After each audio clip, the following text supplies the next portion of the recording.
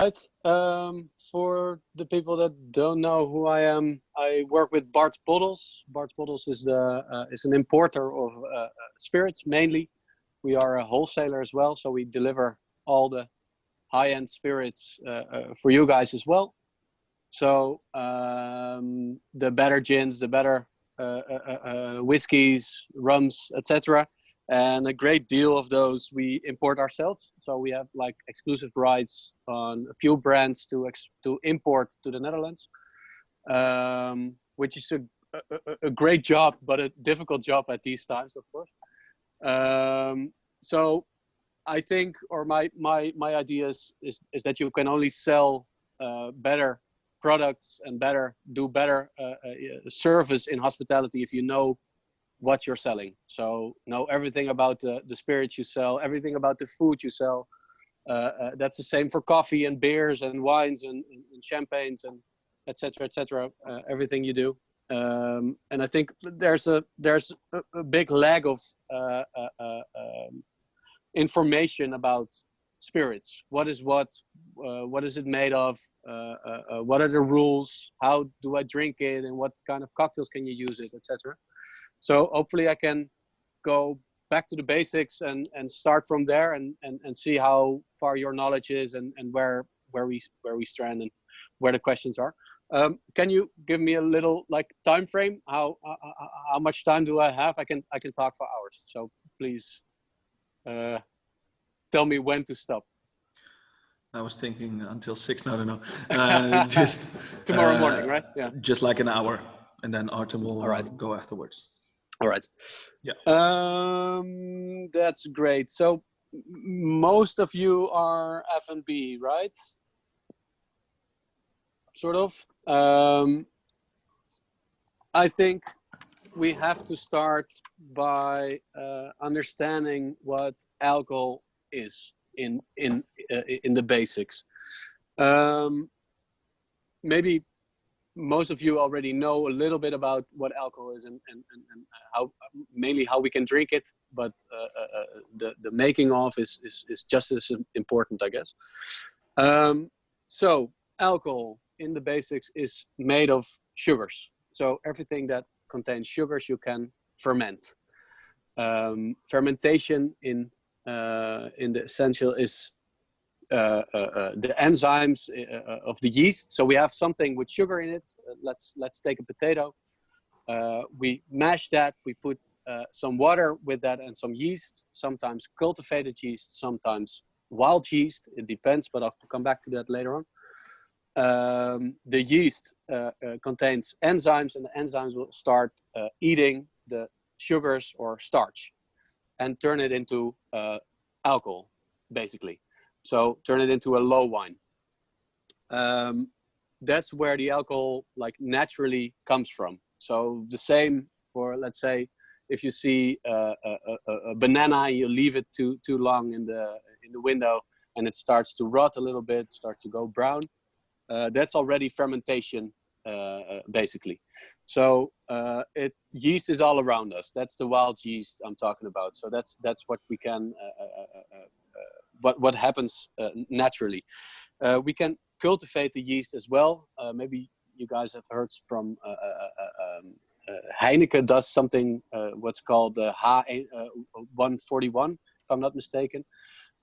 That's the name of the yeast family they used for over 100 years. So every time, every beer, every batch is made with the same yeast. So the same taste will come from that. So that's genetically the same family of yeast. So you can make it like a sourdough bread. Maybe you know how that's made. You keep a little bit of the family every time you make a batch, and it will regrow naturally. So that's cultivated yeast, and all around us in the air there's like wild yeast. So there's a wild fermentation and cultivated fermentation in a way. You can better control cultivated yeast, of course. So we start when the fermentation is done. The enzymes will kill themselves by the heat they will produce and by the amount of alcohol that's in there. So that will stop at around 9 to 11% ABV. And for the spirits we want to drink or want to use in cocktails, most of the time, we need a higher alcohol content. So what we have to do after fermentation is the part of distillation. Distillation is basically separating the water from the alcohol. So if we start with, let's say, a 10% ABV low wine made of potatoes or strawberries or bananas or grain or rice, whatever, it stops at 8 to 10%, 9 to 11%. Then we have to distill it. So we have to separate the alcohol from the water, and we can do that in many different ways. Most of the time we use a copper pot still to separate the alcohol from the water. Maybe you've all seen something like this. This is like a, hopefully you can see this. This is a copper pot still, basically. So here we put in the low wines. Is this visible for everyone? Can you sort of see this? Yeah. We start with the low wines. We heat this up, and by heating it up, the alcohol will start to evaporate way faster than the water. So water boils at 100 degrees Celsius. Alcohol starts to evaporate at already 66 degrees. So the alcohol starts earlier. That's the only way to separate it. So it's quite easy, actually. You heat it up. It will start to boil. It start to rise. We contain it in the neck. It will fall down, and here it's condensed. So there's like a spiral with cold water inside it, and it will cool down the gas. The alcohol drops, and it makes it liquid again. And then we put it into a barrel, or we contain it and put it in the still again. So first run, it will become around 30-ish percent ABV. It depends on how big the copper pot still is, of course, and what technique you use. Second run, it will become on maybe 60%. Third run, between 70-80% ABV. So if you want to up the alcohol content, you have to distill it over and over and over again. That's one way. Is this sort of clear for most of you? Yeah, sort of. Another way is to put it in a column still, or a continuous distillation. This is basically the same principle, but in a way, in a faster way, and a way more cheap way. It works sort of the same. We put the alcohol, the low wine, so the 8 to 10% alcohol, in the bottom, heat it up again, and it start to evaporate and start to rise. Every drop of alcohol that contains a little bit of water as well will fall down, and the lighter particles will rise up. So you could say every plate it goes through is a single distillation. So you will get more of a neutral spirit out of it. You can do it in once and make like a easy go up till 96% ABV.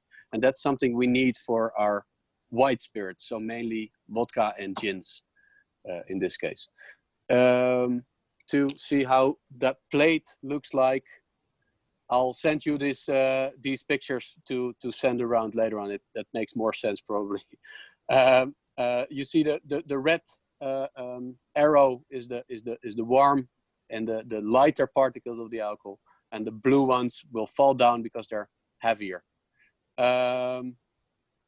Sleep well, Yuki.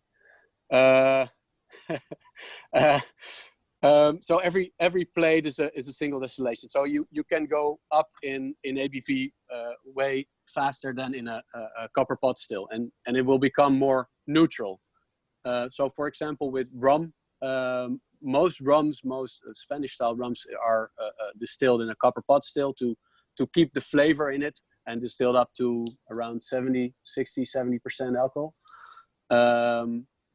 Some rums, for example, Bacardi, will do it in a column still and make it more neutral. So they will distill up until maybe 80%. And dilute it with water, so it becomes more of a neutral spirit. So yeah, less sugarcane taste in this case. So you can do it both ways. Is this sort of clear? I try to hurry it up a little bit for you. Yeah, are there any questions? Let me see. No. No questions about this part? No. So one thing, maybe I can explain it. I'm talking about the lighter and the heavier particles of the alcohol, and that's also something we have to discuss a little bit, and that's called the heads, the heart, and the tail of the alcohol. The heart is what we need. It's the sweet and fresh and good tasting part of the ethanol or the alcohol we need. In the heads, so the first that will come out of the still is a lot of methanol still in there, and methanol is toxic, so you don't want to drink that. We have to cut that off. So you have the heads, then comes the heart, and then the tails. And the tail alcohol is a bit more heavy, dark, and rubbery, maybe almost like tar and oily in taste. So that sometimes you want that, sometimes you don't. Some cognac producers, for example, need a little bit of the tail alcohol and put it together with the heart into the barrel or into a second distillation to give it more character and more body. Especially if you want to age it for over 10 years or something in wooden barrels, you need a little bit of body in the spirit. But most of the time we need just the heart and the cut you make. So if you cut wider, you take more of the heads and the tails, and you have more, and it will become cheaper, of course, but the quality is going down. That's quite logical, right? So the narrower you cut, the better the quality of the alcohol, but the less you get, and the more expensive it will become. So that's something to think about. Sometimes really cheap alcohol, cheap vodkas, for example, you get like a really, really big headache in the morning. That's probably because there's quite a bit of the head alcohol in there as well. Can you give an example for a liquor who's doing that? No. Okay. No, I don't want to burn. I don't want to burn my fingers on that. That's quite a tricky question. There are quite a few actually out there, and I think you can name them yourself. I think you've probably have some experience with some of them. You see it a lot with vodka. You see it a lot with cheap gins. Sometimes you even see it with tequilas. Probably have had some really, really bad hangovers from tequila as well. That's also because they use a lot of cheap alcohol to mix it with.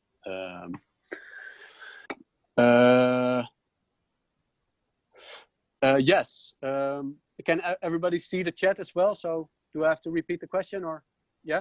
Artem asked me, is there an example of a spirit that uses a narrow heart, as I say? Yeah, sure. There are quite a lot of those actually. I think that the higher end spirits use just a tiny bit of the heart. There's actually maybe I've got the bottle here as well.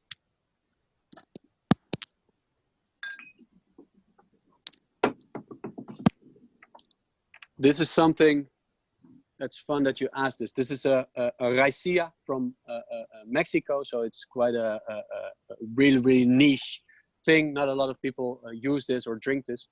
It's called the puntas, and the puntas is typically it's the most expensive part of the heart. So it's just the puntas. It's just the beginning. It's the heart from the heart, so to say.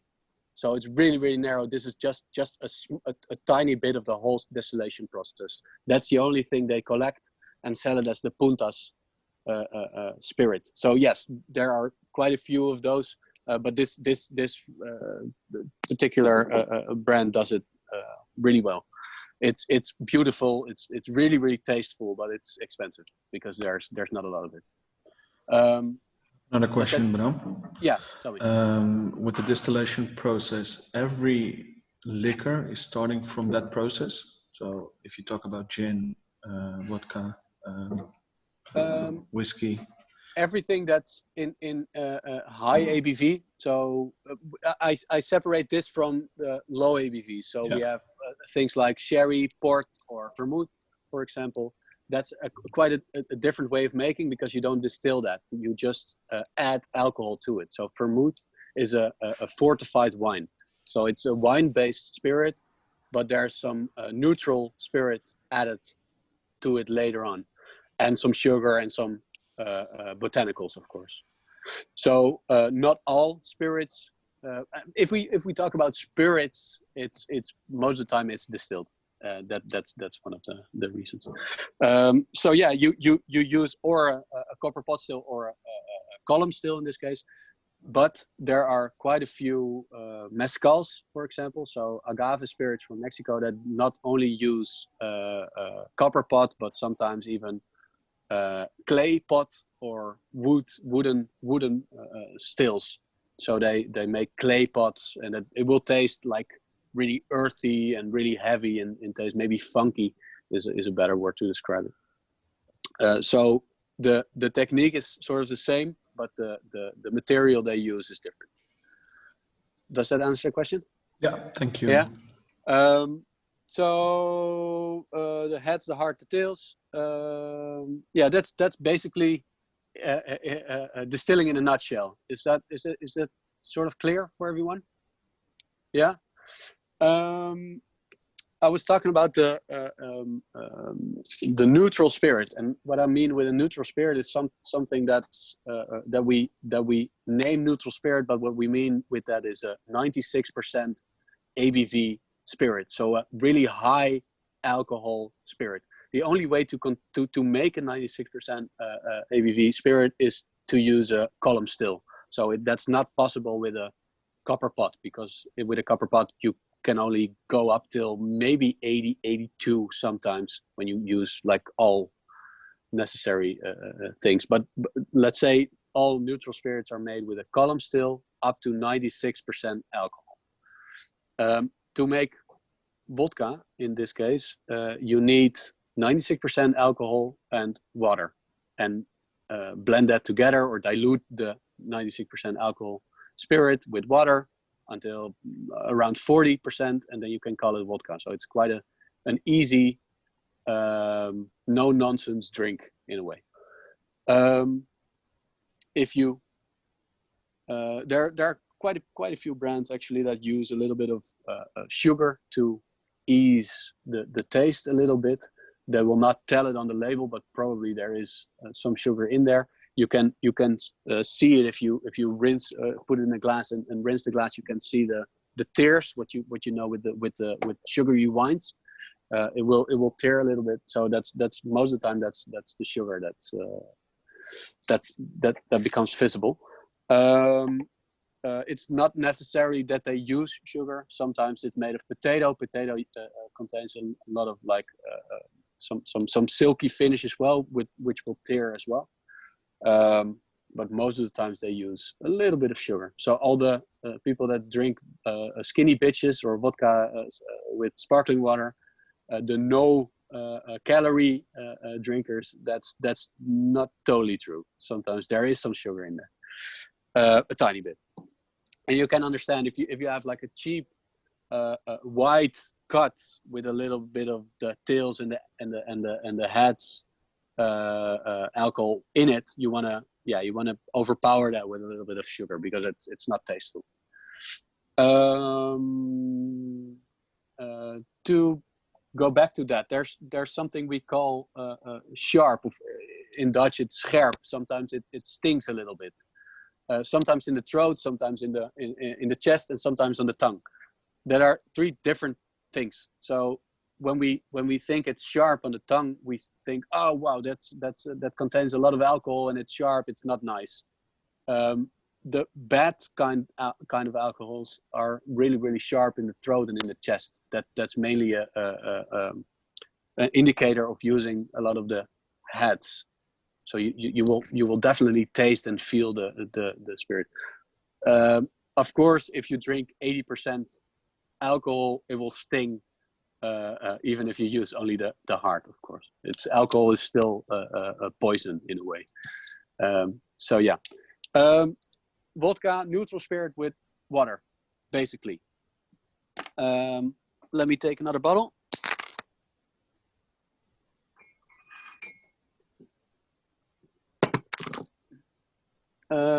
Gins are quite easy to explain with this bottle. I've got it's from the brand Chase. That doesn't matter for now, but it's called the Juniper vodka, right? Can you see that? Basically, a vodka with juniper berries infused or distilled with juniper berries is the same as a single botanical gin. So you can call something a gin if it's made from neutral spirit based on vodka, so to speak, and distilled or infused with juniper berries. That's the most basic gin you will ever find, but you can still call it a gin. Yeah. So. Mag ik daar yeah. Dit is toch gewoon jeneverbes? Yeah, juniper berries, they look like this. If you can see it, that's not it's like really tiny brown dried juniper berries, jeneverbessen. So and it makes sense a little bit. We call it gin, and gin is the English word for verbastering. How do you call that? For Geneva. So it started out with Genever, became Genever, Genever became gin. In the UK mainly. It was a poor way of making Geneva. It was they tried to replicate Geneva, but they didn't know how to do it. So the only thing they did was make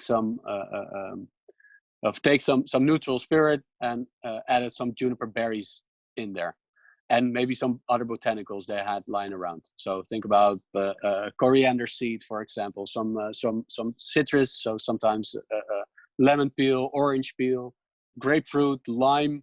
Nowadays we can use anise seed, clove, you name it. So every different gin brand has its own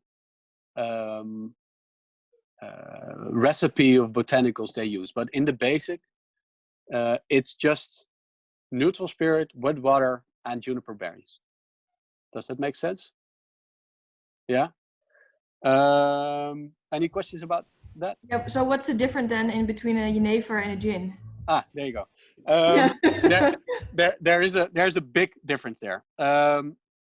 Geneva is most of the time based on a grain spirit, and not even a neutral spirit, but just a grain spirit, sometimes distilled up to, let's say, 63% and just diluted to 40, or sometimes even 37.5.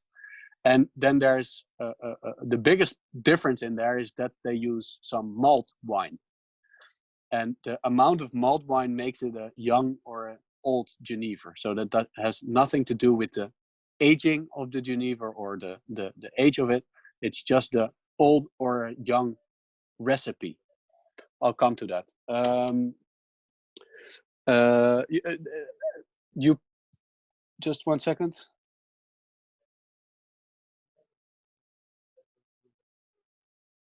Yes, of course. I was talking about the infusion, or you could say maceration of botanicals into a gin. So I'll go back to gin for now, and I'll come back to the Geneva in a few seconds. We can add the juniper berries, or let's say all other botanicals in different ways into the spirit. So think about alcohol as olive oil. If you put like a garlic into your oil, or maybe a red pepper, it will take over the taste really very, very quickly.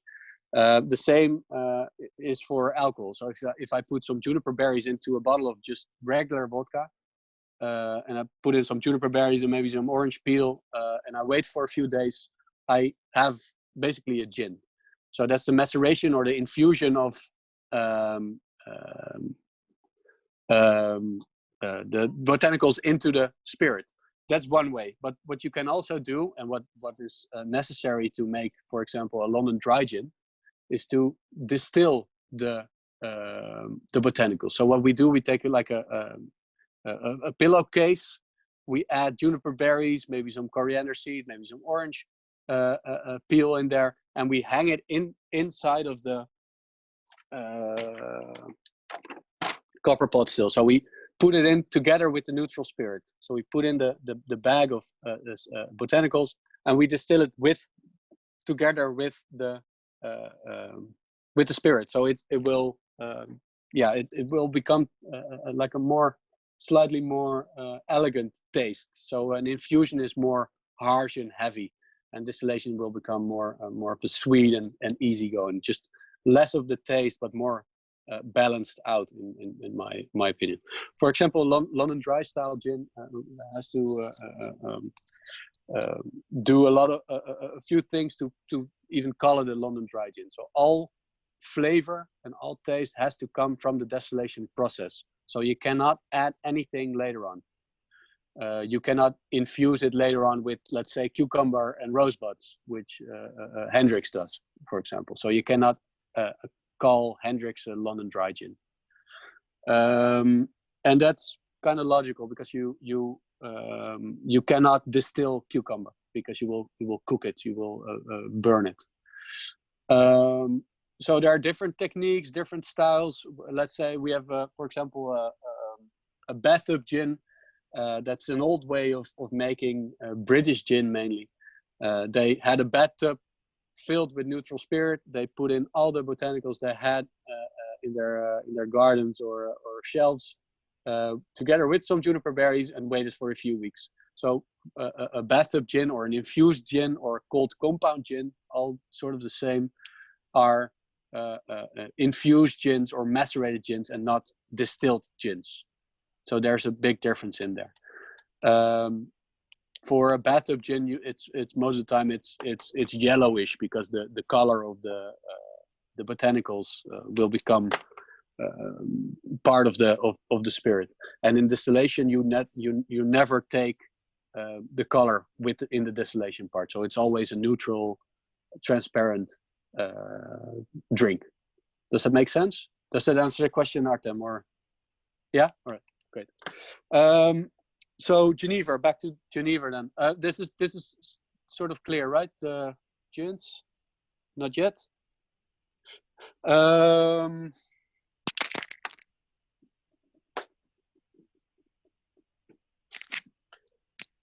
Didn't see that coming, so I have to search for the bottle. A question from Karim: what's the difference between a normal gin and a slow gin? I think a normal gin is hard to say, because there are many different kinds of gin. For, let's say, a Old Tom gin, a Plymouth gin, London dry gin, distilled gin, infused gin, bathtub gin, cold compound gin, new Western gin, and they're all like really small differences mainly in the technique of making it, but mainly it's neutral spirit with juniper berries and other botanicals. In the way of slow gin, and you probably can see the color, this is a slow gin, also from Chase in this case, but that doesn't matter. The slow berries are Sleedornbessen in Dutch. So it's infused. So we had a London dry gin in this case, and we infused that. So we just put in some slow berries and let it rest for a few weeks. So the slow berries they have like a little bit of a almond nutty flavor and a lot of color, so it will become red, purple-ish, and takes over the flavor of the slow berries. In this case, it's a slow and mulberry, so moorbei as well. and a lot of sugar. So it's more on the side of a liqueur, in my opinion, than on the side of a gin. But we call it a slow gin because it's really, really British in a way. So yeah, it's really nice to drink it with, for example, a ginger ale instead of a tonic, to add a little bit of spiciness to it. Does that answer the question? Great. Other questions about gin? No? Do you have the feeling that when you add the flavors and then do the distillation, or add the flavors after, that the flavors of the dishes are more integrated, like more leveled, or as you said, there's a lot of different ways, so, or does it matter that much? Everything matters. Everything matters in spirits. Every single step you take will make a different flavor in the end. So even if you use a different batch of juniper berries, the taste will differ every time, because it's a natural product, and alcohol and all the small parts of it will change every time. So it's the art of making a consistent spirit is to blend it out. So that's really a craft that not a lot of people can do. The difference between distillation or adding it later, I would say, so what you said is that I in my opinion, and that differs for all of you, is that the flavor will become more balanced out in a distilled gin than in a infused gin. And you can imagine if I put some, it depends how long I let it rest. For example, it's same as let's go back to the olive oil. If I put some garlic in there and I'll take it out in a day, or in 3 days, or in 2 weeks, that will totally change the flavor, and until a point that it's not even nice anymore. And that's really a matter of taste in a way, and that's way more difficult to control than to distill it, because you can really measure out the amount of juniper berries and the amount of orange, and you can even test like the bricks of sugar that the peel of the orange contains. So it's easier and more balanced out most of the times in a distilled gin, in my opinion. But yeah, there are beautiful bathtub or cold compound gins and very poorly made distilled gins. So that's not, I cannot say that for all spirits, of course. Yeah. If I could just chime in for a second. We actually did something really similar to what Bram was talking about with the Sakura bourbon, where we would macerate Sakura leaves in the bourbon for 48 hours. But we always tried to keep it within 48 hours, because any longer and it would get too tannic, too bitter. That cherry flavor that you get from the Sakura would actually be overwhelmed by just being in there too long. So it really speaks to the point about how it's a very time-sensitive and fragile in some ways process to do maceration or infusion. Yeah, I totally agree. It's not only the time in this case. It's also the place and the temperature. So if you let it rest, for example, for 6 hours in Texas, or for 6 hours in Switzerland, it will become a totally different spirit. So I'll come back to that later, because there's quite a big difference. I'm still here, right? Yeah. Someone's calling me. Oh, the people are calling me that all day. There's a very big difference in aging spirits in this case as well. So that's sort of the same process. So it will take over the flavor of the wood. Sometimes you can let it rest for a few weeks, sometimes a few years even. But if you do that in a higher temperature, the aging or the infusion or the maceration in this case will go way faster and will change flavor more quickly. So yeah. Infusion, maceration, distillation. Geneva, come back to you on the Geneva part. I will explain first, and I think we can use that for whiskeys later on as well, is the part of malt wine. I was talking about the malt wine part in Genever. That's a big difference between gin and Genever. Malt is, we call it malted barley. Malted barley is we all know what barley is, right? Gerst in Dutch. The malting of the barley is the process that we start. We make it wet. We make the small grain, the small barley grain. We make it wet so it starts to think. It's underground and it has to go sprout. It has to make some energy to let grow the little the new leaf. And on the point of doing that, just before it sprouts, we stop the process by heating it up. And what happens there is that the energy it started to make is the starch, is the zetmeel into the grain.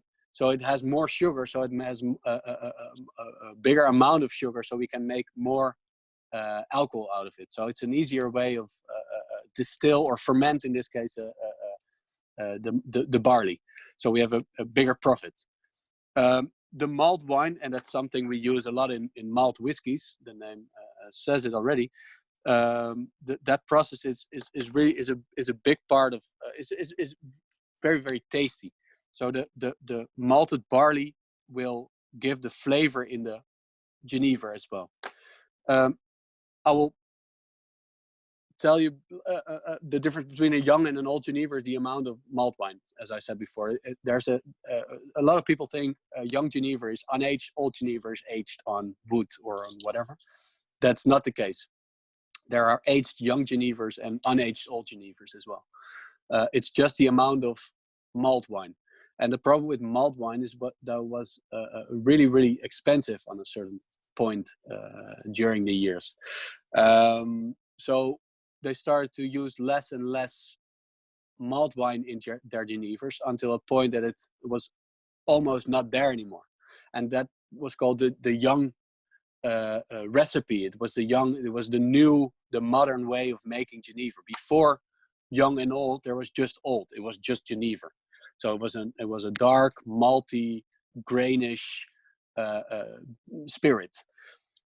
So most of the time, based on grain alcohol added, and with some malt wine added. Malt wine is, so we start with the malted barley. We ferment it.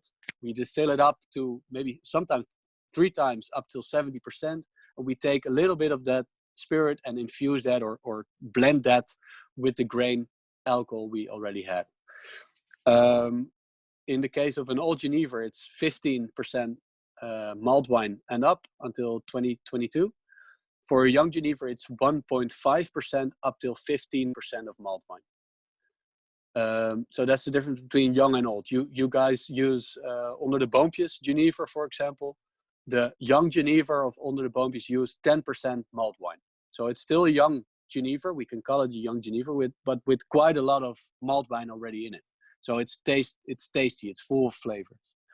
And the color of the malt wine, or the color of the Genever, most of the time comes from or caramel, so coloring, or sometimes aging, or sometimes aged malt wine. Does that make sense? So the malt wine they use, they sometimes age on barrels as well. So that will add another flavor to it. Sometimes a little bit caramel and vanilla and that kind of taste. So most of the time, a higher amount of malt wine makes it easier to drink and less stingy. We know, for example, young Genevers can be really, really harsh and stingy sometimes, and that's most of the time because it's just like an elegant style vodka in a way, because it's just a neutral spirit with a little bit of malt wine and most of the time a little bit of sugar as well. Does that make sense, the difference between gin and Genever? Yeah? All right. So that's basically it for neutral spirits. Shall we go into a little bit of rum as well? Why not? How much time do we have?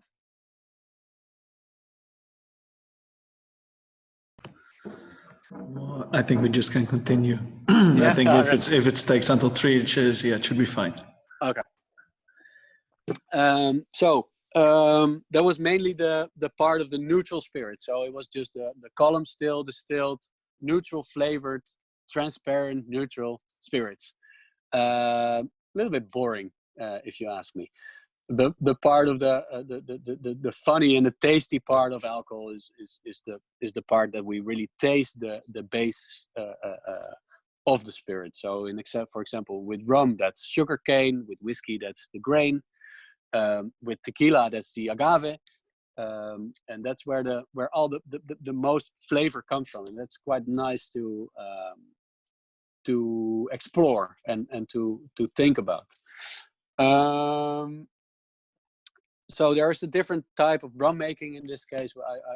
Where I started this whole story with was the difference with copper pot still or column still. A lot of different styles and types of rum are made in different types of stills. So, for example, most Spanish style rums, older style rums, are made with a copper pot still. Some more mass-produced rums are made with a column still because it's cheaper and easier and easier to blend on a consistent taste, of course. And that's what we all want, or hopefully that's going to change sometime. But yeah, most people want to have every bottle they buy has to be the same as the previous one. In my opinion, with things like mezcal and tequila and sometimes rum as well, it's quite nice to taste differences. And to taste that it's a natural product and that it can change with temperature, with the weather, with the terroir, or with everything that's in it. It's the same, for example, for most wines, if you ask me. So that's something we have to dive in later on, I guess. But there's a big difference between distillation techniques. Also, there's a big difference in the way of producing the sugarcane, or to work with the sugarcane. We all know how sugarcane looks like. Not really. Just imagine it like a big stick of bamboo in a way. It's like a big tree. It grows really, really fast and contains a lot of sugar. So you can, if you just harvest it and you start chewing on it, there's a lot of like sugar taste in there. It's really, really sweet. That's where we refine cane sugar from. So that's the first step of making sugar.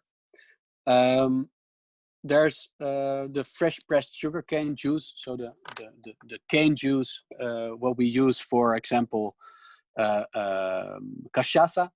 Maybe you've heard from cachaça. Cachaça is like a Brazilian type of sugarcane spirit.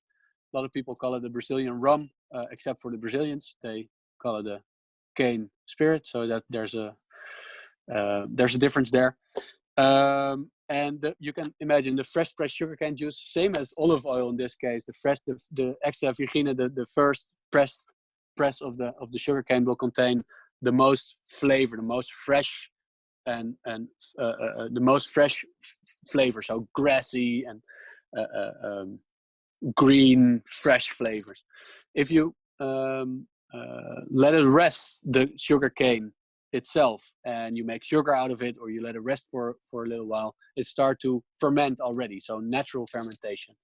And what happens there is that it will become molasses. Molasses like a syrupy, dark, sticky substance. And there's more like a full, warm, sweet, dark flavors in there. So you can use both ways to ferment the sugarcane and make a spirit out of it. What I'm forgetting is the aging part of the rum. So we started with the sugarcane. Let's say the molasses. We ferment it. It will become low alcohol, low wine. We distill it most of the time in a copper pot still, maybe 1, maybe 2, sometimes 3 times, up till, let's say, 60-70% alcohol. and then we put it on big casks and let it rest for a little while. So the flavor of the wood will enter the spirits, because every time the temperature will rise, the liquid will expand into the wooden casks and take out all the flavors of the wood. So the sugary, vanilla, caramel taste of, in this case, most of the time, or a lot of the times, ex-bourbon barrels. So they use quite a lot of ex-American whiskey barrels for that. Now they're experimenting with sherry casks and Oloroso casks, and sometimes port cask as well. I've even have a few bottles here with aged on tequila casks, which is quite funny. So there's a lot of experimentation going on there. So the aging is quite important in this case. Most rums are aged, and that will become more flavorful. There are quite a lot of like white rums, and that's mainly made for the American and the European market, just to mix, because you want your rum flavorful and not like a sugarcane vodka, in my opinion. There are quite a few beautiful white rums out there, but most of the time that they are already aged and filtered back through charcoal to take out the color. So yeah, that's in a nutshell, that's rum. Is there any question about rum? Yeah, sorry. Yeah. Can you maybe explain a little bit more about the aging, because I don't really get what happens with the aging. Is that depends on how long you let it rest, or? Yeah, that depends.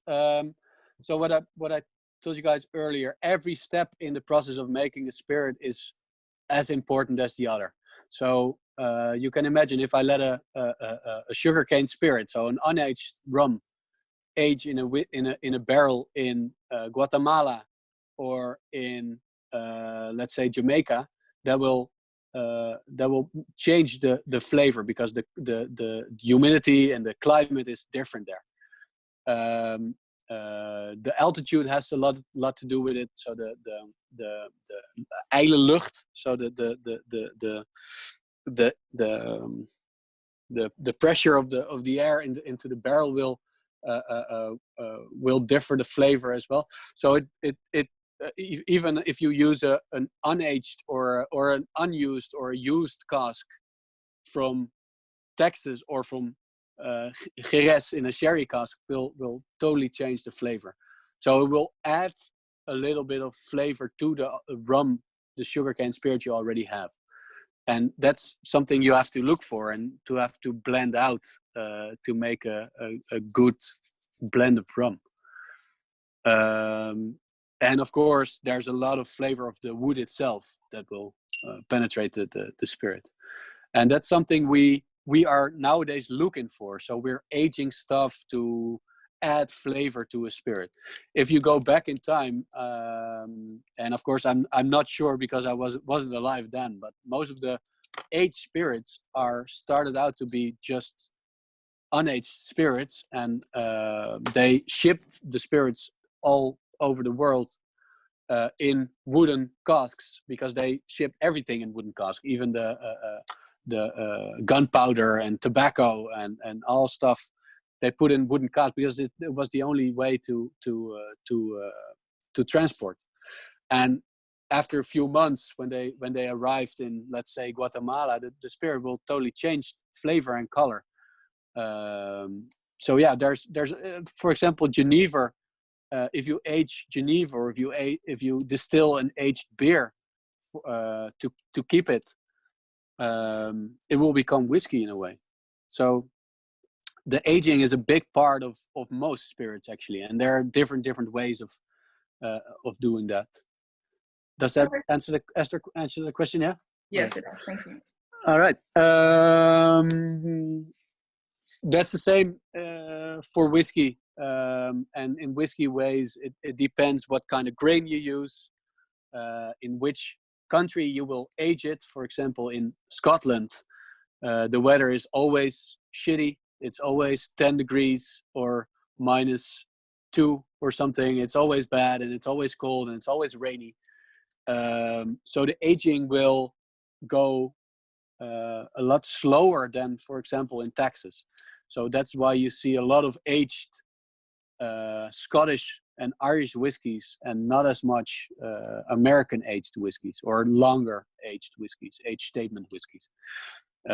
So it's quite rare to see a 18-year-old American whiskey, but it's quite often you see an 18-year-old Scottish whiskey, and that's because of the temperature or the expanding into the casks. The aging happens way faster in the tropics and in America, for example, in a higher climate, in warmer climate. So yeah, that's about it on this part. I can go on into agave. I can go on into mezcal. You tell me what is. Do you have like questions or things you want to know, or things people ask you often in the bar, or is there something I have to explain a little bit about? No, I mean, I think this has been already really wonderful.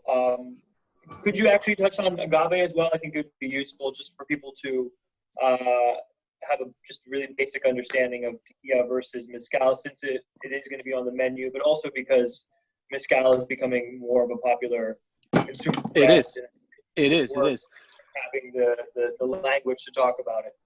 Yeah, it is, and I'm quite happy that it's changing. I'm quite happy tequila is coming over here, and especially the better quality tequilas, because tequila was out there for a long time, but the only tequilas we drank, and probably most of you drank, are or were shitty quality tequilas. So most of them were mixtos tequilas, but would say it's partly agave and partly grain or corn alcohol, and really cheaply made, mass-produced stuff, which really gives you headaches, and you don't remember what happened. And we drink it as a shot with lemon and salt, or orange and I don't know, cinnamon, or we shoot it like end of the day after 16 beers or 2 bottles of wine, and then shit happens. That's how it works.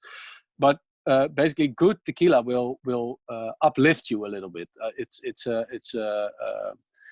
a really nice, and it can be really fresh and easy to drink. But still, most of the people have like a really bad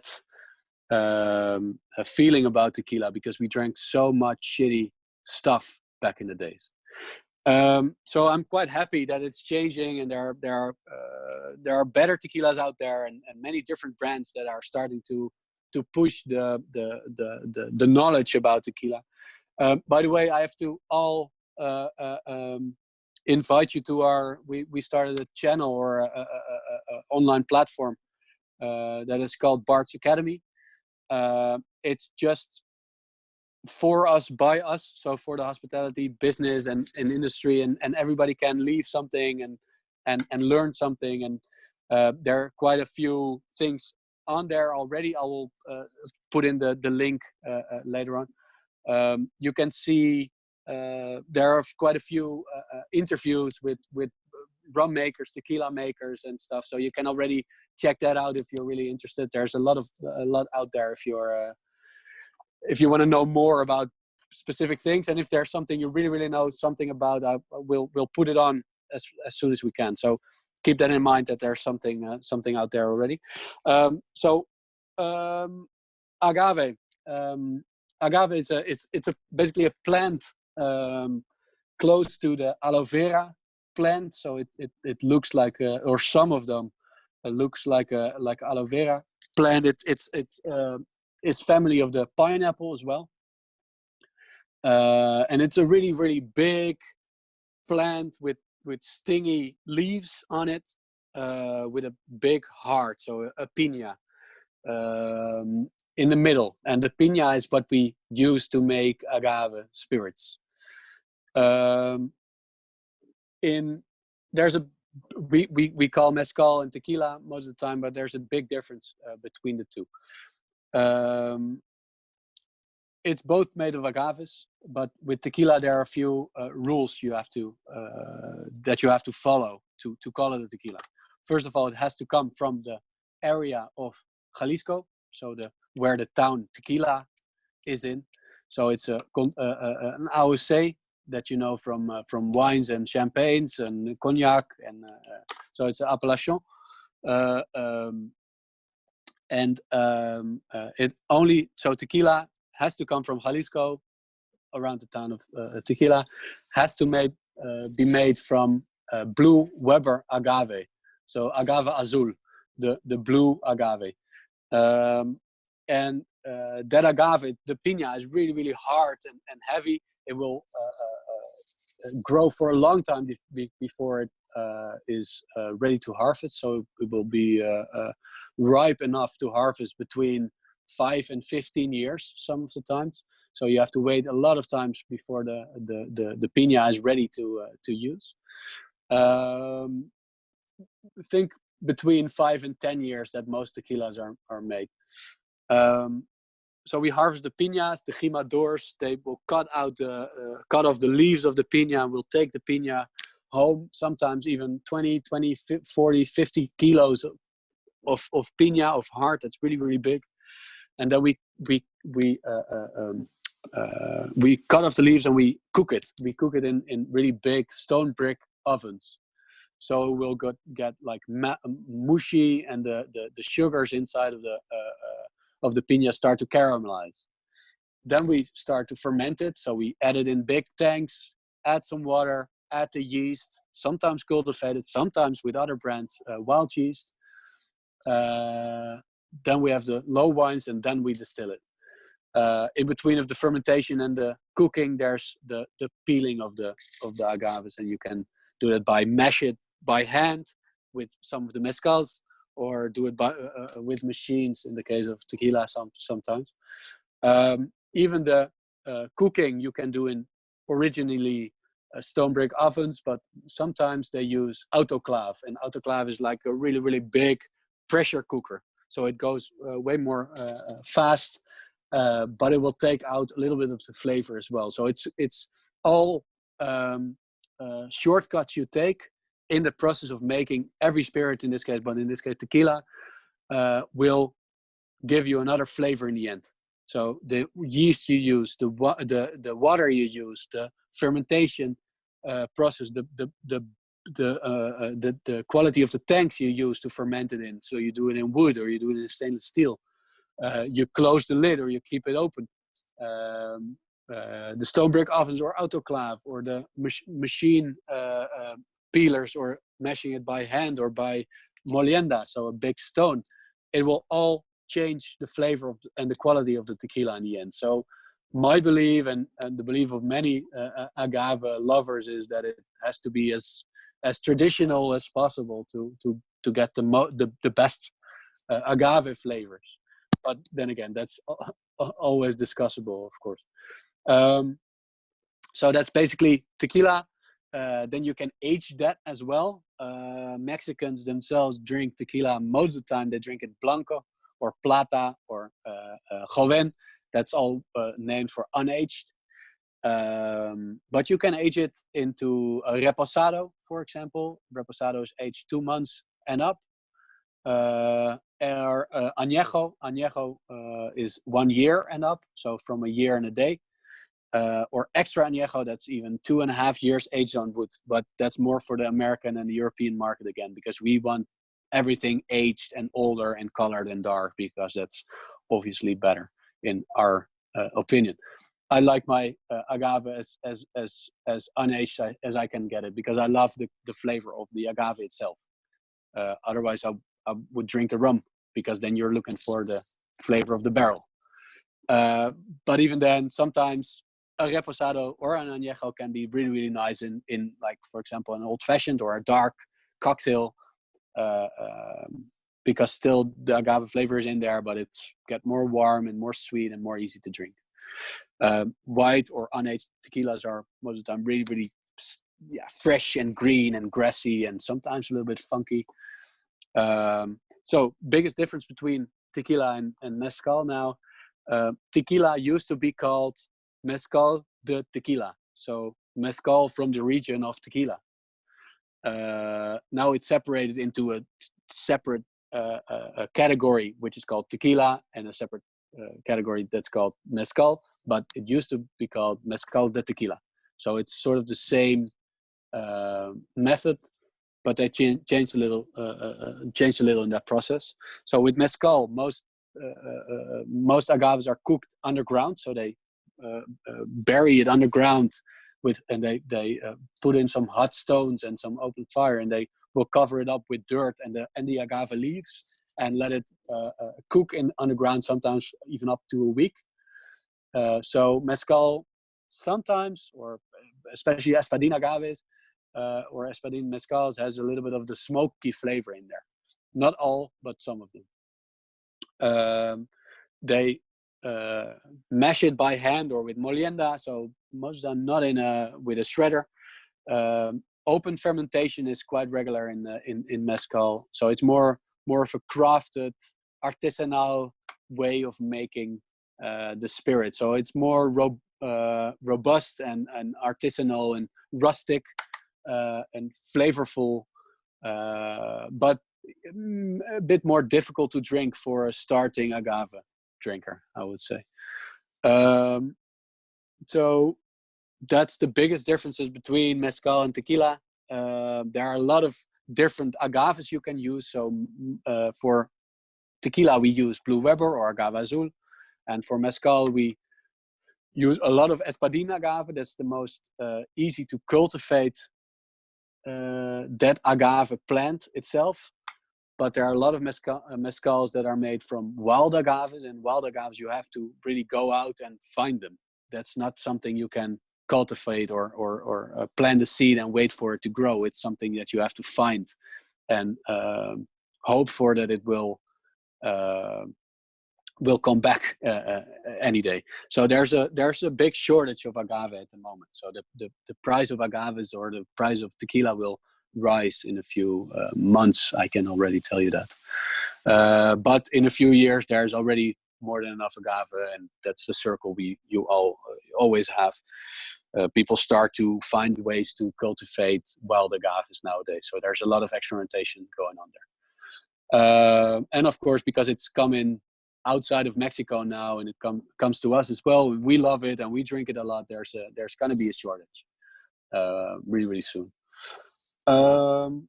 So yeah, I would love to do a tasting with you as well next time, because I can really explain this more easy if you know what I mean. You can smell with me what I mean with smoky or with funky or with grassy or green. But that's something for the future. We can set up a second meeting to if you're interested in it, and do some tasting with the spirits as well. Is that something you can work with? Yeah, definitely. Amazing. Right. Amazing. Thank you very much. Thank you. Let's see, I'm gonna go sharing my screen.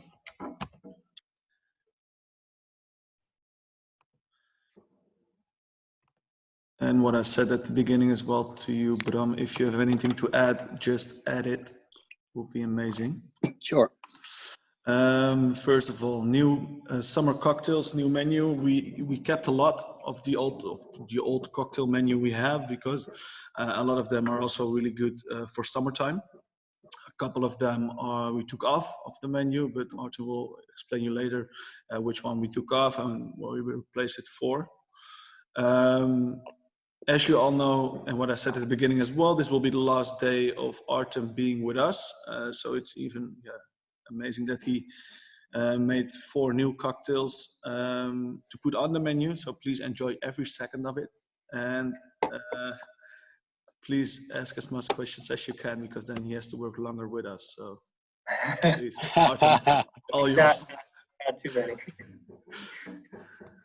many.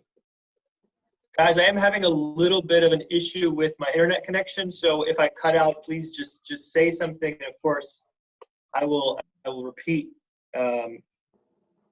everything.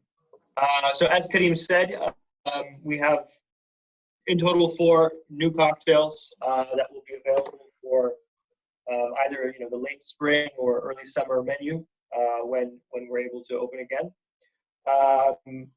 In all these cases, these were cocktails that I was working on before the shutdown. Already thinking about warmer weather. Really, I was trying to put myself in the shoes of someone who'd be sitting outside on the terrace, enjoying the sunshine, which we had for the last 3 weeks, so that was lovely. But yeah, someone who'd be sitting outside, ordering a refreshing cocktail, and hopefully 2 or 3 of them. So I guess let's get started.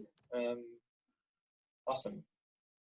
So this cocktail, well, actually all of these cocktails are in some ways related to some things that we talked about in the last webinar.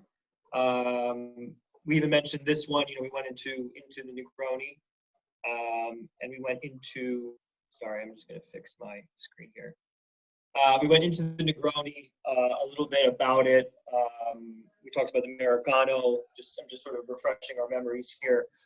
So this is what I'd call a barrel-aged Dutch Negroni. I remember being behind the bar and looking at, typically we have 2 small wooden barrels back there where we would keep the matured Manhattan.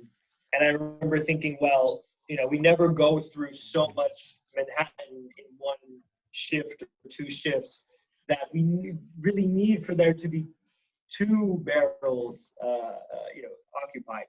So I started thinking, well, what can we do with 1 of the barrels? And I thought how fun it would be to not only have a Dutch Negroni, which showcases your neighbor, but also to barrel age it and to do something a bit different. Nothing really crazy, nothing really out of the box, but because it involves that element of time and pre-prep, it's a little bit different, right?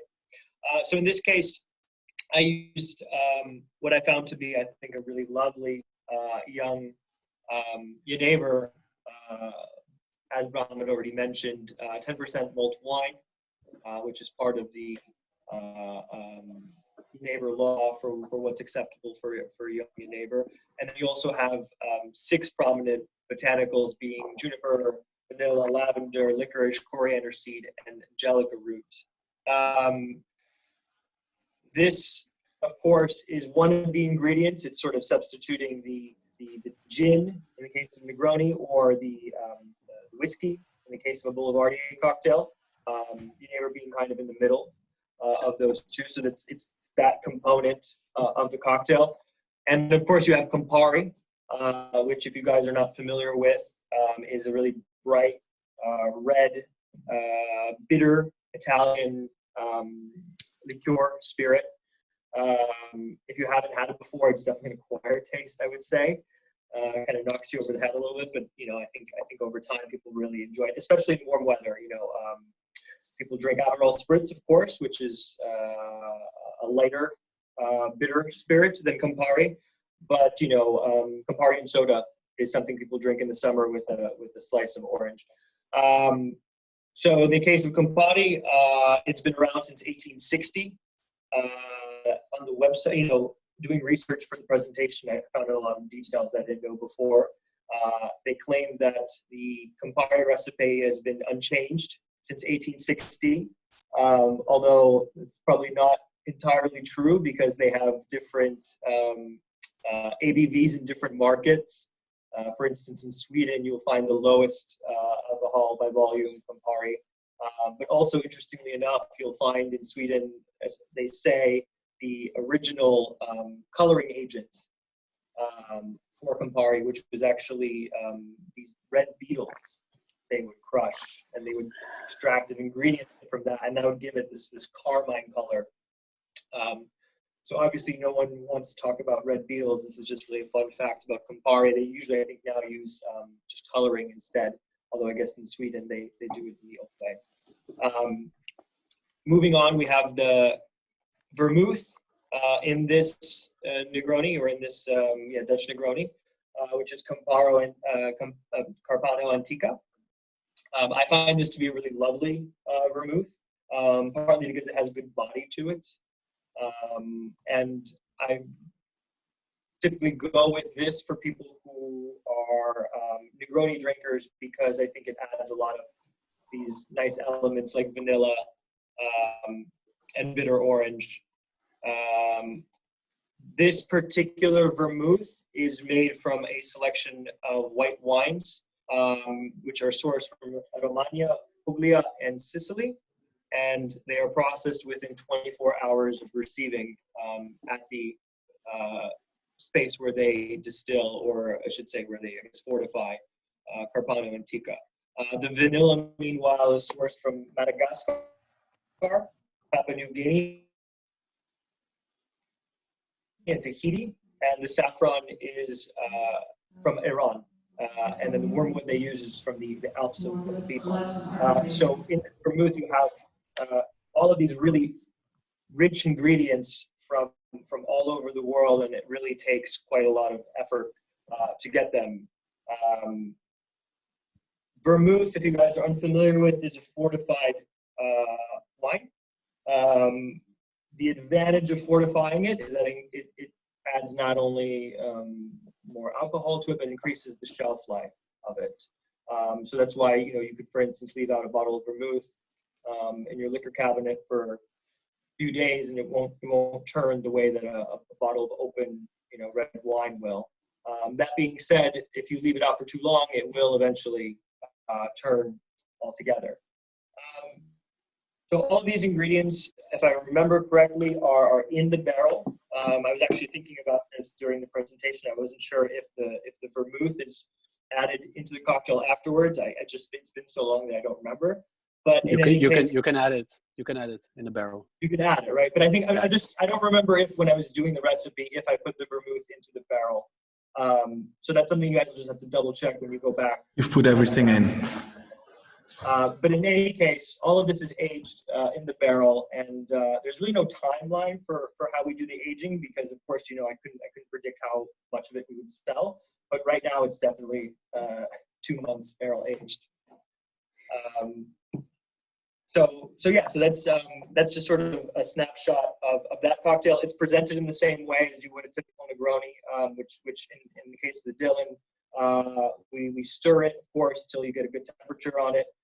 Serve it over an ice sphere in the Aspen tumbler, which you'll see in the presentation, and then, you know, a nice manicured orange, or even a slice of orange if you prefer, or if, you know, the guests prefer it a certain way. Any questions on that cocktail?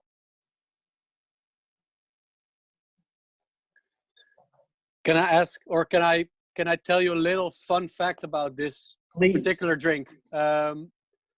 Funny thing is, we know a lot of our classic cocktails being discovered or being written down by Jerry Thomas. Jerry Thomas, mm-hmm. like the godfather of the cocktail in a way. He started mm-hmm. to write down all recipes of that we know now as the classics. Funny fact is that the recipes changed over time. So the Negroni that we know now, we say, if you ask every bartender how to make a Negroni, that's 1 part gin, 1 part Campari, and 1 part red sweet vermouth. Funny fact is that when Jerry Thomas wrote it down in 1840 or something, he was talking about Dutch gin, and Dutch gin at that time was a Genever. So we call it a Dutch Negroni now, but it was, in a way, it's a Negroni. It's an original Negroni. But with slightly less malt wine in that case. But it's more or less the same. So that's funny that we took it back in a way. Listen, it goes lovely. I mean, you know, I didn't have access to Genever in the States so easily as obviously I do here. And one of the first things that I was tinkering with when I got here was to make, you know, as we call it now, I guess, a Dutch Negroni, and to try it. And it just works, right? It just works in the same way that a Negroni works, right? You're getting a lot of those botanical flavors that you like, but then you have this nice malty character to it, which the gin just does not. you need the grainy part of it. So that's why, for example, Boulevard J, so that's basically a Negroni with some American whiskey in it. Right. Really, really works. So it's an easier way of drinking a Boulevard J, so to say. It's a beautiful addition to. When we use a gin, we only adding alcohol instead of adding flavor most of the time. Yeah. So yeah. Totally with you on this cocktail, man. And please keep on. Go ahead. Sorry, I didn't mean to interrupt you. Sorry. Please keep on tasting the barrel, because it can over age really quickly. Okay. So when it's I would say 2 months is quite long, man. I would say maybe even 2 weeks is already on the long side. So please keep on tasting it and take it out and fill it or put it into glass bottles as an aged cocktail. So not directly from the barrel, and just refill it for the next batch. That's something I would prefer, because if you overage a Negroni, it's going to be like really tannic and heavy. And a Negroni, especially a summer menu Negroni, has to be fresh and easy to drink, in my opinion. Yeah. But yeah, sorry. No. Well said. Definitely something for Karim and the staff to keep an eye on. I was just going to add on the sales side. I think this is a really good entry point for someone who isn't familiar with Jenever as a cocktail that you can present that showcases the Dutch national spirit, but in a format that's really familiar through the Negroni vehicle, right? So I'm thinking of just, again, when tourism is going again, someone who comes into the hotel, whether to stay or to just come and have a drink, this is a nice thing to point to on the menu that opens up a conversation in a language that's fairly familiar to people who are entry-level drinkers or medium-level drinkers for cocktails and stuff like this.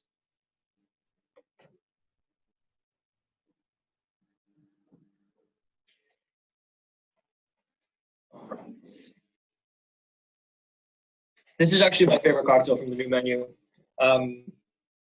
I was making a lot of these before we closed down, and it's just what I love about it. It's just a really fresh, easy to drink, but at the same time interesting cocktail.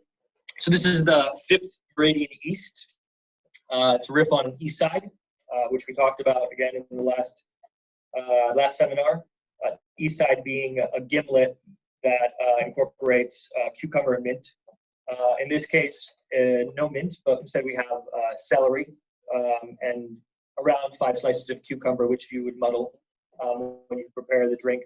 The reason it's called the 5th Meridian East is a little bit on the play of the name East Side, but also the 5th Meridian East is the line that runs from the North Pole to the South Pole, and it crosses basically just through Amsterdam. So there's all these little lines going down the globe in cartography, and this one happens to be the one that's the closest to us here. It's also a play on the Eastern Standard cocktail, which is named after Eastern Standard Time. So it really lines in with the tradition of sort of naming riffs on this cocktail. You start off with 1 dash of vegetal chartreuse bitters. This is a relatively new product to the market, as far as I know, from the people who make chartreuse, which is a very old French liqueur produced by monks in a really secretive way. Chartreuse, as far as I know, all of their products from chartreuse use around 130 different plants and flowers to land at the really distinct flavor that they have. The vegetal bitters in this case, they say, comes from a recipe that they dates back to around the 1600s. So they obviously have different recipes for different products in their line, but this one is sort of a throwback to a really old recipe. And then I really recommend you guys when you get a chance to go back to the hotel to taste this, because it's funky and it's interesting, and you definitely could not drink a glass of it because it's way too intense.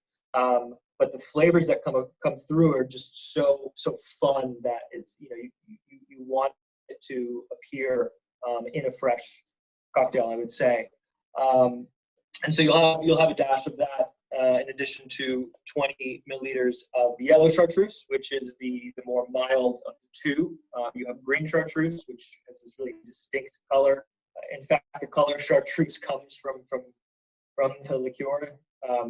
And then you have the yellow, which is a more mild version of the same, similar recipe. In this case, the yellow chartreuse is adding not only the sweetness, but also, you know, the herbaceous notes. Like I get chamomile for sure from it. So think of those things, you know, light and fresh, spring, summery flavors. Mixed with some lemon juice. Your base spirit here is your Hayman's London Dry, which we have. Hayman's is actually a really old distiller of gin, but they stopped distilling for, I think, about 20 years because they sold a recipe to Beefeater. And then they came back on the market, I think around 20 or 30 years ago. But they've been doing it for about 150 years. And this is a really, I enjoy using this gin because it's great in cocktails. The price point is really attractive as well. And you get these classic crisp citrus botanicals from what you would expect in a London Dry. So what you're going to do is you're going to take all those things, you're going to shake them, you're going to fine strain that into a coupe, and then you're going to top that off with the pear and rosemary soda, and then a twirl of cucumber that's on a skewer on the corner of the glass. Quick note on the Vostok pear and rosemary soda. This soda company is actually, I just found out yesterday, was developed by a Dutch photographer.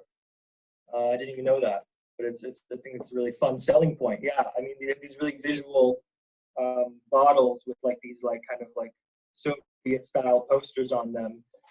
And the reason for that is it was started by a Dutch photographer who lived in Moscow for a long time.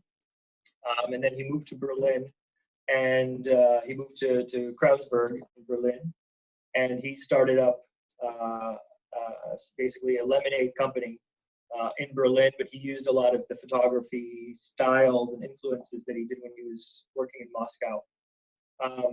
And the inspiration for their different lines of lemonade come from the different parts of the Silk Road. So for instance, Vostok has a date and pomegranate soda, which they basically are drawing from what was traded in the Silk Road in places like Uzbekistan, for instance. So it's just an interesting sort of thing to talk about when people ask, oh, you know, what is this soda? What is Vostok? You know, it's Dutch. There's, you know, a reason why it has this visual component, which I think is really distinct. And also they use sort of exotic or unusual flavor combinations for their lemonade. This is a really great drink. I mean, like, great sipper. I want one right now.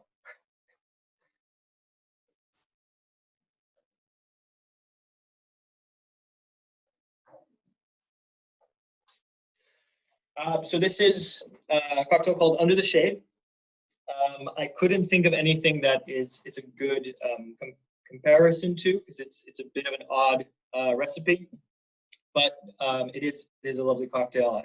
Just because it doesn't remind you of something doesn't mean it has to be that way. The main sort of visual component is it's really green when you serve it. The previous cocktail was also green, but this one is really green. I mean, Karim can attest to it because I had him be my guinea pig last week. It uses half a bar spoon of matcha powder. Matcha is a type of green tea that in its traditional cultivation is grown under a tree or under shade, hence the name of the cocktail, Under the Shade, which also kind of makes you think of like being under a palm tree, I think, or like being on the beach and you're under the shade. That's sort of what I had in mind with the naming. But in any case, matcha is cultivated in shade, and the reason for that is that you get more of the chlorophyll produced in the plant, which gives it that really green color. Matcha leaves are then basically crushed into a powder, and you end up with sort of what you see in the picture here, which is this really fine green powder. And it's a bit different from, although I'm sure you guys know this if Kalinka covered this in the tea seminar. But essentially what you do is you steep the matcha and then you consume it rather than throwing away the leaves as you would with like green tea, let's say. You're going to add a little bit of simple syrup to it to add some body and some sweetness, some lime juice, of course. And then you will add some Coca Americano, which is another style of vermouth. It's a fortified white wine. The name Americano doesn't come from the Americas, although they kind of like to say that Americans like to drink it. In any case, it comes from the bitterness element of the fortified vermouth itself, which I suppose is called Americato in Italian, although I don't know for sure. Coca Americano was originally created in 1891 by Giulio Cocchi. They also say that they've been producing it, in the same way for over 100 years. I'm sure is in large part true. Coca Americano represents the link between wine and liquors, being a wine plus a small quantity of bittered alcohol by the infusion of precious herbs and spices. So it is white wine, sugar, herbs, spice infused in alcohol, gentian flower, which is bitter, bitter root, artemisia, cinchona, bitter orange peel, elderflower. In other words, there's a lot of botanical herbal elements going on in this vermouth. And we mix it with 15 milliliters of seedlip, which we use a lot in the hotel. We use it for at least 2 of our non-alcoholic cocktails. In one case, we infuse it with hibiscus, and we have the base spirit, or the base ingredient, I should say, for the Sleeping Beauty. But then we also do the virgin tonic by infusing seedlip with other spices like caraway, cardamom, etc. So in this case, we're bringing in those botanicals of seedlip as well to play around in this cocktail. Allspice, cardamom, grapefruit peel, oak bark. I also, when I drink it, get a little bit of rose water kind of flavor as well. So it kind of adds depth and balance to the other flavors in the cocktail. And the base spirit here being Buffalo Trace or Suntory Toki. And the reason for this is we have in-house, for a practical reason, we have a lot of Buffalo Trace because it was our partner spirit for Cocktail Week. So my thinking was when we opened the hotel, we obviously have a lot of this in-house and it would be prudent to use it. So when I was guinea pigging with Karim, we made this cocktail with Buffalo Trace, although the original recipe that I liked was using the Toki. I'll get back to that in a second. But we're using Buffalo Trace for a practical reason, which is that we do have to go through the product, and it does save us some cost. So there's in the short term a lot of upside there, and it is lovely with the Buffalo Trace. But I prefer, if you guys get a chance, of course, it's up to you, to make the cocktail with Suntory Toki, which is a Japanese whiskey. The reason I recommend it is I really buy into the whole thing of what grows together goes together. So in this case, if I'm using this really subtle green tea like matcha, I want a subtle whiskey as well in Suntory Toki. And in Suntory Toki, you get notes like grapefruit, white pepper and ginger, peppermint and thyme. So again, Buffalo Trace is fantastic. I've used it a lot, but you're going to get more caramel. You're going to get more vanilla with the Buffalo Trace. Toki, it's a bit more subtle. So this is really kind of a choice ultimately, but you know, something for Karim to decide going forward in the future. You're going to shake all of that together, fine strain into a Nick and Nori. You're going to have this lovely green cocktail, and my recommendation is to use a manicured lemon twist on the rim, in the way kind of we do the down to earth, but instead of the wedge, like a sliced twist.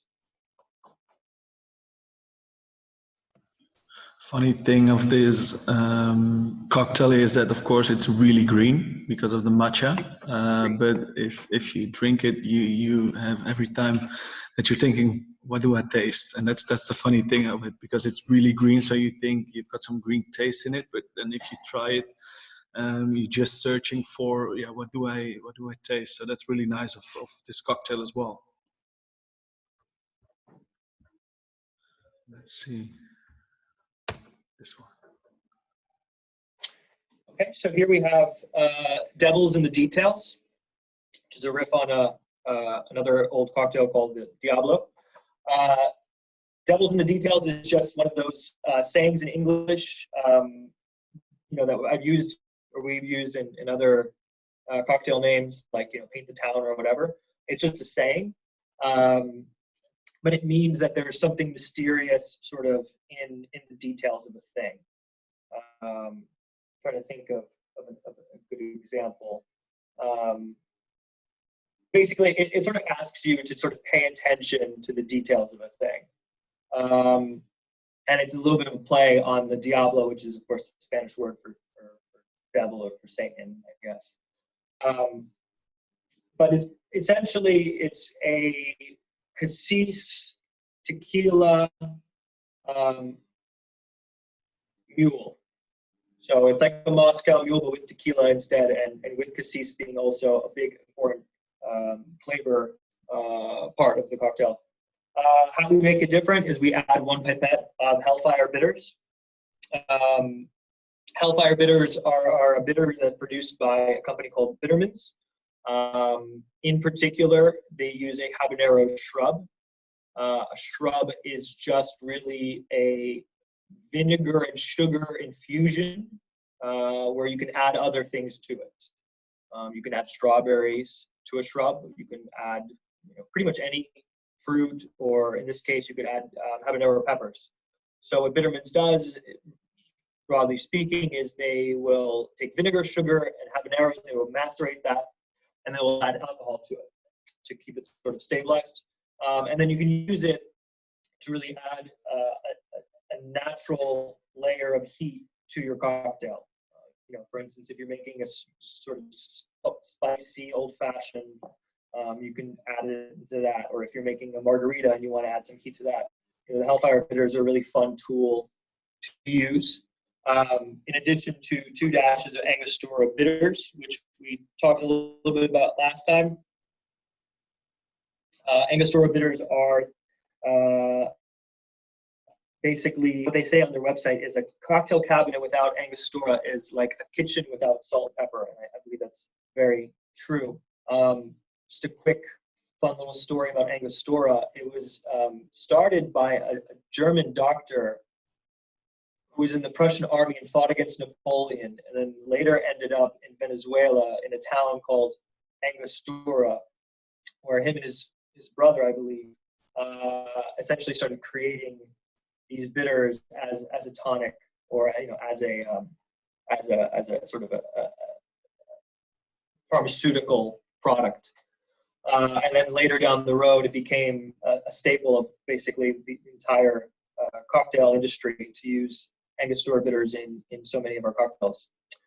So these two things together, the Hellfire bitters are adding heat, and then you're also getting spices. You know, you're getting cinnamon, you're getting that bitterness itself, and that plays nicely with crème de cassis, which is a black currant liqueur, typically from Burgundy, but it plays nicely with the sweetness, the sort of the dark fruit sweetness of the cassis, kind of in balance, basically. You You'll add 20 milliliters of lime juice, and then you'll add an equal parts mix of Don Julio Blanco tequila and the Del Maje de Mezcal. Both of those are sort of our go-to pours for tequila and mezcal. The Del Maje is a really useful mezcal for making cocktails because of its price point, allowing us to keep the cocktails, affordable compared to $100 bottle of mezcal. Alternatively, you just can't do that. So they're a really good price point for us to use, and you get that smoky characteristic, which Bram was talking about earlier, when you're producing mezcal. So this cocktail drinks a little bit like a tequila mule. You're gonna get red fruit from the cassis, but you're also gonna get heat, and you're gonna get smokiness, and you're gonna get agave as well. Of course, topped off with some Fentimans ginger beer, which adds some of that sharpness, but also refreshing as well. And Fentimans has actually been in production since 1905. So this ginger beer has been around for almost over 100 years. So yeah, I mean, it's kind of it. Any questions so far, or? The matcha cocktail, can you call that a low alcohol cocktail? A low? Yeah, absolutely. Absolutely, yeah. Yeah, in total, there's not that much alcohol in it. No, exactly. No, it's really, yeah, you have 20 milliliters of whiskey. Those are about the same ABV. Absolutely, you can. Yeah.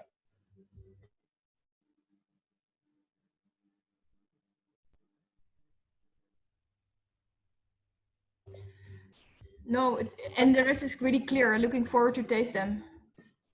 Yeah, they really are. They're drinks that you want to have more than one of.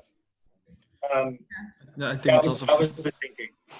I think it's also fun to add to the last one that the first time that Artem made it, he only used Angostura bitters instead of the Hellfire bitters as well, and it was missing something. So with the Hellfire bitters, it brings also the spiciness to it, which is just like a really nice element to the cocktail as well, because you have like a highball glass, of course, like a mule, but then it has some spiciness, and also, of course, the lime juice and the ginger beer, which make it really nice. Can I add a little thing? Two things that I wrote down. What is funny that you're looking for a spiciness into a mezcal cocktail, which is quite often used together. Funny enough, there are much elements into the mezcal or into agave that you can call spicy or fresh and fresh and spicy, and I think that the Hellfire from Bittermans has that same side of like the acidity, spicy stuff. What else you can do instead of adding spices? For example, if somebody is can take the heat. Is to add a few drops of like a funky mezcal. For example, there are quite a few really wild agaves. The San Luis from Derrumbes is a particular one that's really funky. So a few drops will make that same kind of spiciness without the heat in the mouth, if you know what I mean. Yeah. Little fun story, not necessarily true, but fun to tell, is why and how the Angostura, because you see the label is way bigger than the bottle, right? Yeah. Do you know the story why that is? Yeah, I read it last night about the competition, but I'll turn it to you. Yeah, there are many versions of the story. The one I know or I like the best is that you told about the doctor that produced it as a stomach a tonic, like a bitter to ease down the stomach when you have a stomach ache. And he asked his brother to, or in this case, I've heard it with a competition as well. So for somebody to design the label for his bitter. But in the end, after producing the label, it became way too big for the bottle. Yeah. But they start producing it anyway because they were already printed. But on a certain point, they start to, when the first batch was over, they start to make the label smaller to fit the bottle, and then people stopped buying it because they thought it was a hoax. It was not the right one anymore. So they changed it back to the wrong first label. That's funny. The right wrong label. Yeah. Yeah, that's something about it. Little thing about that. That's something I wrote down as well. You were talking about the Amaro before, the Italian bitter, right? That's Americano. The Americano, but you use the Carpano in the first one as well, or the Campari in this case. That came from the Dutch as well. It started out, we all know, or the Dutch among us probably know kruidenbitters. So things like Schobbelaren and Tessels Juttertje and even Jägermeister in a way. We call that now like a Amanegro, so a dark or a black Amaro, based on a lot of licorice and a lot of darker spices. And then it became the Italian took it, or we took it to Italy or to the Southern Europe, and they started to make the same sort of medicine, stomach medicine, in their own way, with of course the ingredients that were growing in Italy, like oranges, like orange peel and more of the orris root and angelica and quintona and all the bitter parts of it. So Amaro means bitter in Italian. So that's something you have to, if you link that back to the original dark stomach medicines like a Jägermeister or Schobbelaren or Tessels or things like that. It's quite fun to see that changing during the years. That was all for me. I'm sorry to interrupt you. No, it's lovely. I see there's a question from kijkje regarding the devils in the details and how spicy it is. Yeah, I mean, I think Karim could also attest to it. I don't think it's that spicy. I mean, it's got some residual heat, right? Like you take a sip of it and it lingers a little bit, but I don't think it ever really, spiciness is very, individual and personal. Like I don't find it to be too much, but Karim, what do you think? No, it's not spicy at all. It has some spiciness, but it just combined really well with the cocktail. So it's not that the spiciness will overrule the rest of the cocktail. No, that's you have it a little bit at the end if you try it, but it's not like really a spicy cocktail. Yeah. And the second part of the question is the Don Julio Vida mix, is it already pre-batched? It is. Again, this is one of those things where we had a lot of surplus of a batch of Don Julio and Vida Mezcal already made for a large event that we did many months ago. So of course, coming back, from the lockdown, having product that already is prepared and also is already been paid for is sort of just a pragmatic step. In addition to it working well in the cocktail as well. It wasn't just what do we do with this? It's how do we make a good cocktail with the thing that we already have. So in this case, there's already quite a few bottles pre-batched for it. I would probably say like maybe 6 or 7.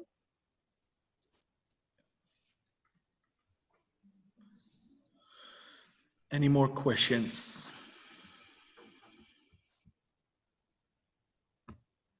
I don't think so. Right? Can we go to the last slide?